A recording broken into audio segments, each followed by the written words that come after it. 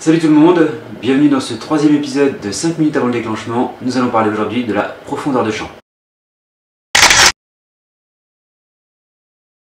Plutôt que de vous parler des détails techniques concernant la profondeur de champ, on sait juste que c'est la zone de netteté autour de votre zone de mise au point. On va plutôt aborder les paramètres qui rentrent en compte dans ce phénomène de profondeur de champ. Donc tout d'abord, et ça dont tout le monde en parle, l'ouverture. Donc sachez que si vous voulez une grande profondeur de champ, donc une grande zone de netteté, donc plein de choses nettes sur l'image, il va falloir fermer le diaphragme. C'est-à-dire que vous allez avoir f sur 8, 16, 11, des grandes valeurs. Là vous aurez donc un objectif qui fait rentrer très peu de lumière, mais qui rend les choses entièrement nettes sur votre plan, de photo. Si vous voulez une faible profondeur de champ et donc avoir un beau flou d'arrière-plan et détacher votre sujet du fond, il va falloir un f petit, donc une grande ouverture.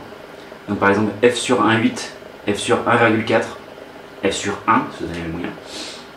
Sachant que très souvent, les objectifs à grande ouverture sont assez chers malgré tout. Ensuite, il faut savoir que cette profondeur de champ dépend aussi de la taille du capteur. Un petit capteur aura moins de flou d'arrière-plan et donc une plus grande netteté. Donc un compact aura évidemment plus de difficultés à créer un effet de portrait, alors qu'un plein format aura vraiment une tendance à faire des flous d'arrière-plan monstrueux, très dilués, très pastels, avec un sujet qui ressort vraiment. Par exemple sur cette photo là, l'ouverture est à 1,4 et on voit très nettement que seul l'œil est net et que le reste est quasiment entièrement flou. Il faut savoir aussi que la longueur focale, donc la taille de votre objectif ou la façon dont il change l'image, donc le petit chiffre avant f justement, donc 50, 35, 70, 200 selon ce que vous avez, ou 1855 pour le kit de base, influe aussi sur cette profondeur de champ.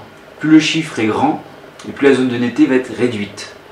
C'est-à-dire qu'avec un 300 mm vous allez avoir par exemple avec 300 mm vous allez avoir une profondeur de champ plus petite et donc plus de facilité à détacher votre sujet du reste. Donc c'est pour ça que quand vous prenez une photo d'oiseau par exemple sur une branche, vous ne voyez pas l'arbre. Déjà du fait que c'est zoomé sur l'oiseau, certes, mais aussi parce que l'arbre est entièrement flou et que seul l'oiseau logiquement se détache, même en étant à f8, vous allez avoir un effet de portrait sur votre oiseau. Alors qu'à 14 mm par exemple, il va être très dur de détacher quoi que ce soit du premier plan. Tout va être net, même à une ouverture de 2,8, on va avoir une zone de netteté qui va être très étendue. Pour peu que la mise au point soit assez loin, et ça on en reparlera tout à l'heure, l'effet sera encore plus saisissant. Donc, utilisé pour des portraits, plutôt des focales équivalentes ou supérieures à 50, toujours en ratio, c'est-à-dire 35 mm sur un APS-C, on doit être à peu près à 25-40 sur un micro 4 tiers et 50-85 sur un full frame, donc sur un plein format, pour avoir des beaux portraits naturels, bien proportionnés, avec un beau flou d'arrière-plan. Ensuite, il faut savoir que au-delà de ces trois paramètres, effectivement, rentre en compte la distance de mise au point. C'est-à-dire que si vous prenez une photo à la distance minimum de mise au point, donc par exemple 25 cm sur un 18-55, et vous mettez à 55 mm encore en plus, vous allez avoir une zone de netteté qui va être toute petite. Et si vous augmentez cette distance, il va être beaucoup plus dur de détacher, même avec une grande ouverture, il va être plus dur de détacher le sujet.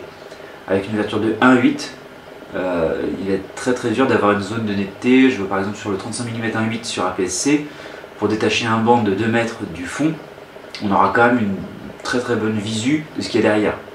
On n'aura pas un flou parfait. Donc sachez aussi voilà, que lorsque vous faites votre photo, si vous avez besoin d'un détachement complet de votre sujet, se mettre plus près sera plus intéressant. Toujours à focale équivalente. Hein. Voilà, donc ce sont ces 4 points qui rentrent en compte dans la création de ce flou d'arrière-plan. Sachez qu'effectivement un capteur plein format a un fond plus dilué et une zone de netteté plus progressive. C'est-à-dire que la zone de flou se délimite moins. Un petit capteur va avoir tendance à trancher. C'est-à-dire que vous allez avoir une zone de netteté vraiment délimitée et de chaque côté une zone floue vraiment marquée.